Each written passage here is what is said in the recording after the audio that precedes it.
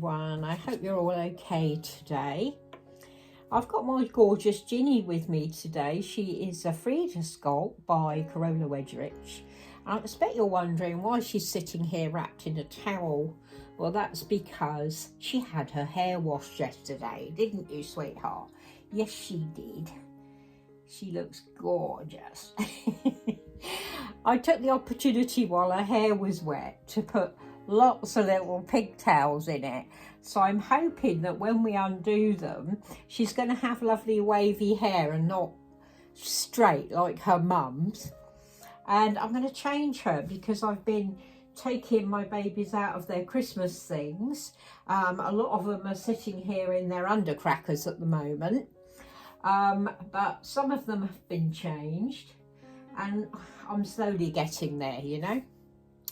Right, I'm going to put her into this lovely pinafore set that Conrad bought me for Christmas a couple of years ago. And it's a little white top with golden dots on it and long sleeves. And a very pretty mustard coloured, deep mustard coloured pinafore dress that got a hedgehog's face on the bib and two little ears that are like 3D ears. They got pink in them, and there's a very pretty edging to it, and it's a very thin needle cord, and it's got white spots on it, and it's got this really pretty floral petticoat, and the floral petticoat is white with blue and pink flowers and yellow flowers, and that's the material that's in the spiky decoration around the hedgehog face. It's really, really nice. I'm going to pop that on her and her little mustardy coloured shoes and have a chat. Right, young lady, shall we take this towel off you? There we go, sweetheart. You stand up for mummy. Mummy will have to put that towel away. She's just sitting here in her onesie. And let's see if this worked. Shall we take it out now? No, let's get you dressed and then we'll see if that worked. I'll just pull her socks up. There we go. Yeah, I've been thinking about what to talk to you about today, and you know, it was my lovely son Gary's birthday on New Year's Eve, and I was thinking about when I had him, you know. It was a really scary time for me. I was only 18 and 3 months when I had him, and I was 2 weeks late. He was supposed to be born on December the 15th. And he wasn't born until the 31st. And my husband had gone to the army camp on the coach first thing in the morning. And he was quite away, I think about 40 miles from me. We were living at the time, we'd moved from the bedsitter that we had, because obviously we knew we were having a baby, so we needed to have a bit more room. Can you sit up, sweetie? There we go. And we'd moved into this flat that had 2 bedrooms, a sitting room and a kitchen and a bathroom. And it was right at the top of an old house. It was like an attic flat. And it was really roomy, and there was plenty of place, you know, plenty of extra place to have a baby. And there was a flat below us, and there was a lovely lady that lived down there. Her name, I think it was Doreen, if I remember rightly, but could have been something else. Oh, your onesie's bunched up, darling. Let me see if I can get it down. That's the trouble with long sleeves on top of long sleeves, isn't it? Just lay back a minute, let's see if I can get it. Yeah, and my husband, as I say, had gone off to work. So I was alone, and I got up in the morning. I'd had an extra sleep. My husband had gone off at 6 o'clock in the morning, and I'd gone back to bed because I hadn't slept very well. It's very hard to sleep in your last trimester when you're having a baby because you're so enormous and uncomfortable. And I had a really, really bad stomach. I thought, oh my goodness, I must have eaten something that's upset me, because I didn't really know what to expect when I went into labour. They didn't kind of tell you things like that. I used to go for doctor's appointments, but I didn't know what to expect. Just sleeve down, darling. So yeah, I had a really bad stomach, and I thought I'd eaten something that had disagreed with me, you know. Anyway, I was backwards and forwards to the toilet, and the lady in the flat downstairs must have heard me. And the last time I went, she said to me, you know, she called up the stairs and she said, is everything all right up there? And I said to her, looked over the landing, and I said to her, oh, I've got a really bad tummy. Must have eaten something funny, you know. And she said, oh, are you sure it's that? I said, well, yeah, I think so. And she said, well, how are you feeling? And I said, oh, I think I'm all right now. And she said, oh, come down and have a cup of tea, you know, because we often had a cup of tea and a chat. There we go, let's just pull your petticoat down. There we go, darling. So I went downstairs to her little flat. Oh, that's so cute. I love this outfit. I'll just turn her around while I do these up. And she said, have you looked out the window this morning? And I said, no, why? She said, it's snowing. I said, oh, is it? So we were kind of looking at that, and I said, oh dear, my tummy's cramping again. And she said, oh, is it? Do you need to go to the toilet? I said, no, I think I'm all right now. It's gone off. And we were sitting there, and she was obviously timing me. And the next time it happened, she said to me, oh, I think we'd better get an ambulance. You've gone into labour. And I said, oh, have I? She said, yeah, it's the baby coming. You haven't upset your tummy. So I said, oh, right. So she got an ambulance, and the ambulance turned up. And while we were waiting for it, I rang the army camp to let my husband know that I'd gone into labour.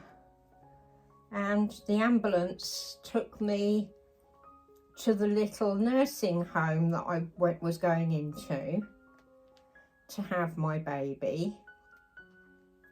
Let's get this button done up. There we go, Ginny. And it was snowing quite heavily. The ambulance driver was saying to me, there won't be many people out and about celebrating tonight in this. And I said, oh, well, I don't think I'll be celebrating anything anyway, you know, tonight. And he laughed. He said, yeah, I expect you will, if you've had your baby by then. Sorry about this. It's a very small button. And my fingers are hopeless with small things. Come on, button. It does not want to go in here. So anyway, yeah, I didn't get a chance to speak to my husband. I just had to call the camp, and so I didn't know if he was on his way back or what was happening. Anyway, I cannot get that button up. I'll get that in a minute. I'm determined. Sorry, Ginny. We will get this button. I might pause you a minute. Yes, that button did not want to go in, but I've got it done up now. Bit of a struggle. But yeah, so I didn't know if my husband was going to turn up or what was going to happen. Anyway, I went into the nursing home and it was just all women. I mean, it was all nurses and midwives. There were no men there. Because back in 1969, when I had him, men were not allowed in when the babies were being born or anything, you know. It was all very strict anyway.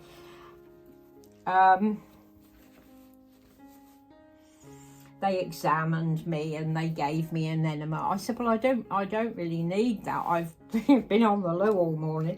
But anyway, they gave me one and did the shaving and all that stuff. And does that go with that, or would they be better with the brown shoes? That'd be all right. Anyway, kind of, I went in to hospital about half 10 in the morning, and I was like progressing through labour and everything. They just kept an eye on me. I was in a bed, and he was born at 8 in the evening, and I think my husband arrived about 7:30. He got to me. They let him come in and see me, and just as he came in and see me, I felt something happen. And I said to him, oh, something's happened, get somebody. And he went and got the nurse, and she had a look and she said, oh, the head's there, we better get you in there. So, and I hadn't had any pain relief or anything, you know. I wasn't offered any, I didn't really need any. I just thought to myself, my body needs to do this. Right, let's undo these. My body needs to do this, so I just laid there and let it happen, you know. Can't do much else, can you? And there we go, Ginny. I went into the labour place with the midwife, and she looked at me and she said, honestly, baby's having babies now. How old are you? And I said, 18, and she was quite shocked. Anyway, he was born at 8:03, and she said to me, just before he was born, she said, he's got a good head of black hair, he or she said. And I said, oh, it's a little boy, it's he. She said, how do you know that? I said, I don't know, I've known right from the minute, you know, that I knew I was pregnant, that it was a little boy. Oh, your hair looks so sweet, darling. Look at that. Her hair's lovely when it's just been washed. She gets her ginger back, don't you, sweetheart? Look at that. Beautiful. It hasn't curled a lot, but there's a little bit of a kink to it. Oh, she's such a pretty girl. You need a little bow, don't you, darling? I'll find you one in a minute. So there she is. What do you think of her hair? Look at that, isn't it beautiful? She's got lovely ginger hair. It's real hair. It's just given it a little bit of a kink. Anyway, he was born at 8:03, as I say, and in the evening, and I held him. He opened his eyes straight away and looked at me. Couldn't believe it, really. He was £9 7 ounces. He said he'd hung around for the Christmas pudding and the Christmas cake because he loves them, and he does. They, you know, cleaned us all up and took us back into the room I was in, because you had your own little room, and my husband was waiting for me in there, and he got to hold him. And I'll never forget, he was rubbing his feet because his feet were blue. He thought he was cold, but of course it was just the circulation, you know, kicking in, getting his blood circulating properly. And yeah, and that was the start of my journey into motherhood, really. Let me see if I can find a nice little mustard bow. That's nice. We'll put that one on her. Yeah, so that was kind of my journey into motherhood. and he was quite a hungry little boy. I breastfed him for a little while, but look at that, isn't that beautiful? Breastfed him for a little while, but then he had to go on the bottle, and yeah, he was very hungry all the time, but he was an absolute beautiful baby. I'll put a little picture on for you at the end so you can see him. And the picture that I'm going to put up, he was 3 weeks old. He's just gorgeous. Well, all us mums think our babies are gorgeous. I mean, he's still a gorgeous boy. Love the bones of him, as they say. And I love this little one as well. I think she's absolutely beautiful, and she's dressed in her lovely pinafore instead of her Christmas outfit. So I hope you've enjoyed listening to my memories of having my first little boy. And yeah, it was magical, quite magical. I'll never forget it. I remember everything about it, as you do. So take care. Mwah. Have a good rest of your Saturday. Love you, ladies and gentlemen. You're special.